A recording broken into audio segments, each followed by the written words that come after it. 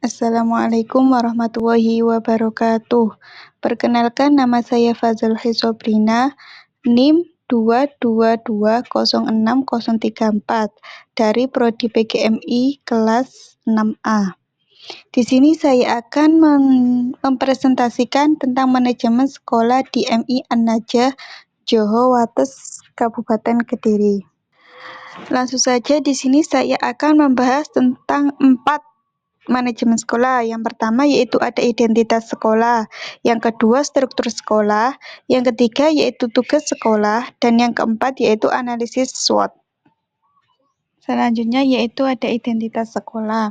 Nama sekolah MI An-Najah, NPSN 60714971, NSS 1112350210, jenjang akreditasi adalah A, status swasta, alamat di Jalan Nangka nomor 110 Desa Johor, RT atau RW 0702, Kelurahan Johor, Kecamatan Wates, Kabupaten Kediri, Provinsi Jawa Timur, kode pos 64174, nomor telepon 0813574000919. Yang selanjutnya yaitu ada sejarah sekolah. Madrasah Ibtidaiyah An-Najah merupakan pengembangan pendidikan yang dikelola oleh Bapak Kyai Haji Amiruddin yang didirikan pada tahun 1939 dengan nama Madrasah Islamiyah Salafiyah. Karena keterbatasan sarana dan prasarana, maka madrasah ini berhenti pada tahun 1945. Pada tahun 1946, madrasah ini aktif kembali dengan menggunakan nama lain, yakni Madrasah Islamiyah An-Najah, dan terhenti pada tahun 1949 karena adanya agresi militer Belanda. Pada tahun 1951, madrasah ini bangkit lagi dengan nama lain yaitu Islam Gemar Belajar IGB An-Najah, walaupun sempat terhenti juga di tahun 1966. Namun nama IGB ini bertahan sampai 1970 dan kembali lagi menggunakan nama Madrasah Islamiyah An-Najah. Adapun tempat yang digunakan untuk belajar tahun 1939 sampai 1970 adalah Rumah Mbah Musyrifin almarhum, Musola Mbah Musyrifah sekarang menjadi Masjid Al-Barokah, Rumah Kyai Haji Amiruddin. Pada tahun 1970, Madrasah Ibtidaiyah An-Najah sudah memiliki gedung permanen. Adapun nama kepala Madrasah Ibtidaiyah yang pertama yaitu Bapak Mujito tahun 1970 sampai 1977. Yang kedua yaitu Bapak Kyai Haji Amiruddin pada tahun 1978 sampai 1995. Yang selanjutnya yaitu Bapak Ahmad Rifai, Magister Pendidikan pada tahun 2009 sampai 2014. Yang selanjutnya yaitu Bapak Halimi Alwi BA pada tahun 1996 sampai 2006. Ibu Nihayati SPDI pada tahun 2006 sampai 2009. Ibu Haja Umi Laila Magister Pendidikan pada tahun 2014 sampai 2019 dan Ibu Sayyidah Mabruro SPDI pada tahun 2020 sampai sekarang. Selanjutnya yaitu struktur organisasi sekolah. Tahun pelajaran 2024-2025, pengurus Yayasan MI An-Najah. Yang pertama yaitu Kepala Sekolah Ibu Sayyidah Mabruro Sarjana Pendidikan Islam. Komite Sekolah Bapak Muhammad Raihan MD. Bendahara Sekolah Ibu Dr. Siti Maulidia. Tata Usaha Ibu Karimah Nailatul Muna SPD. PKM Kurikulum Ibu Karimah Nailatul Muna SPD. PKM Humas Bapak Abdul Hasib SPDI. PKM Kesiswaan Ibu Anis Nurlaili SPD.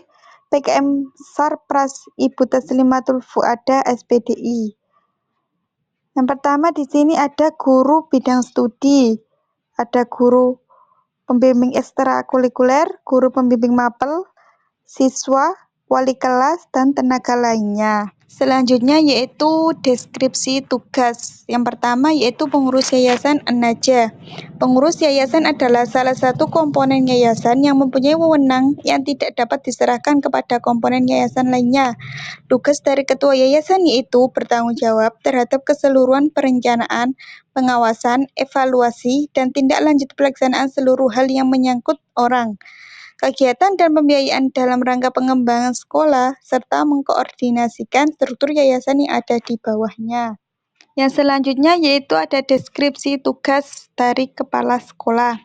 Kepala sekolah bertugas sebagai edukator, manajer, administrator, supervisor, motivator, dan inovator, serta bertanggung jawab pada pendidikan formal dan pengajaran MI An-Najah. Yang selanjutnya yaitu ada komite sekolah.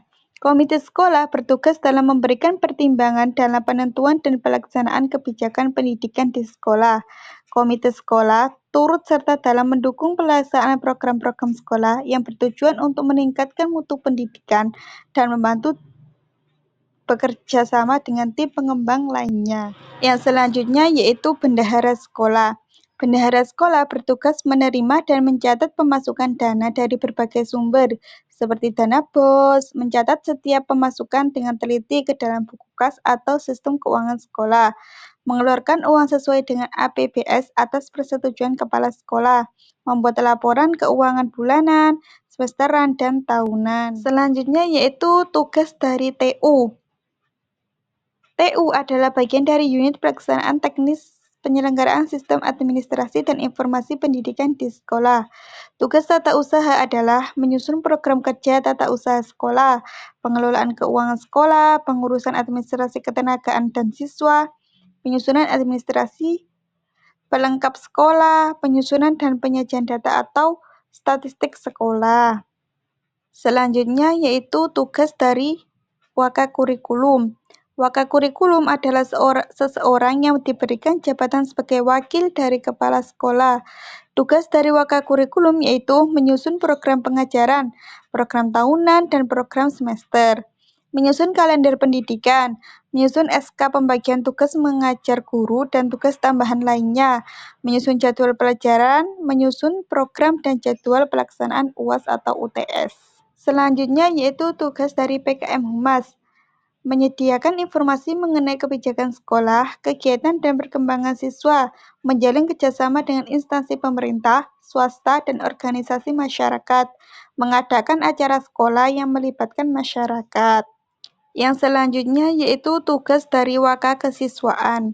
Wakakesiswaan adalah seseorang yang diberikan tanggung jawab oleh kepala sekolah dalam melaksanakan tugas-tugas di bidang siswaan, menyusun program pembinaan kesiswaan baik bimbingan, pengarahan, pengendalian dengan tujuan menegakkan disiplin dan tata tertib sekolah. Tugas wakakesiswaan yaitu membina dan melaksanakan koordinasi keamanan, kesehatan, kebersihan, ketertiban, keindahan, dan kekeluargaan. Pengadaan pembinaan siswa untuk mewakili siswa dalam kegiatan di luar sekolah, menyusun program kegiatan ekstrakurikuler, dan lain-lainnya. Selanjutnya yaitu tugas dari PKM Sarpras, Sarana dan Prasarana. PKM Sarana dan Prasarana yaitu pejabat yang ditunjuk oleh kepala sekolah dan bertanggung jawab kepada kepala sekolah dalam memimpin, merencanakan, mengembangkan, mengarahkan, mengawasi, dan mengendalikan kegiatan sekolah dalam melaksanakan program di bidang sarana dan prasarana. Tugas Wakasarana dan Prasarana adalah melakukan inventarisasi dan menganalisis kebutuhan sarana dan prasarana, baik yang berhubungan langsung dengan kelancaran KBM atau yang bersifat mendukung KBM, melakukan inventarisasi terhadap keberadaan sarana dan prasarana secara berkala. Kemudian dilakukan pemilihan apakah barang itu layak pakai, habis pakai, membuat dan menyusun program kerja tahunan kegiatan sekolah di bidang sarana dan prasarana, dan mengkoordinir serta mengawasi pelaksanaannya. Selanjutnya yaitu tugas dari guru mapel. Tugas dari guru mapel adalah membuat perangkat program pengajaran, analisis materi pelajaran, program tahunan, silabus, program rencana pengajaran, program mingguan guru, lembar kerja siswa, melaksanakan kegiatan pembelajaran, melaksanakan kegiatan penilaian proses pembelajaran, ulangan harian, menyusun dan melaksanakan program perbaikan dan pengayaan. Selanjutnya yaitu tugas dari guru wali kelas. Tugas dari guru wali kelas adalah menciptakan suasana kelas yang kondusif, pengaturan tempat duduk dan kebersihan kelas, pengelolaan administrasi kelas, mengisi daftar hadir siswa, mencatat perkembangan dan buku catatan wali kelas, membimbing dan memotivasi siswa, memantau perkembangan siswa, memantau kehadiran, keaktifan, dan prestasi belajar siswa. Yang terakhir yaitu ada analisis SWOT. Yang pertama, kekuatan. Madrasah sudah membentuk tim pengembang kurikulum madrasah. Madrasah menyusun kurikulum tahun pelajaran 2024-2025 yang sudah disahkan dengan melibatkan pengawas, perwakilan pengurus yayasan, komite, kepala madrasah, guru, dan tenaga kependidikan. Sebanyak 75% guru menyusun perangkat pembelajaran sesuai kurikulum. Kelemahannya pada MI An-Najah yaitu yang pertama ada sebanyak 25% tidak menyusun perangkat pembelajaran. Madrasah memiliki alat peraga IPA, IPS, dan matematika tapi tidak sesuai dengan kurikulum operasional MI An-Najah tahun pelajaran 2024-2025. Hanya 60%, 9 dari 15 sudah memiliki sertifikat pendidik. Program unggulan madrasah berupa program madrasah literasi sudah terlaksana, tetapi jumlah buku non-paket masih kurang. Yang selanjutnya yaitu ada peluang. Madrasah Ibtidaiyah An-Najah berlokasi di Jalan Nangka, nomor 110 Desa Joho, Kecamatan Wates, Kabupaten Kediri.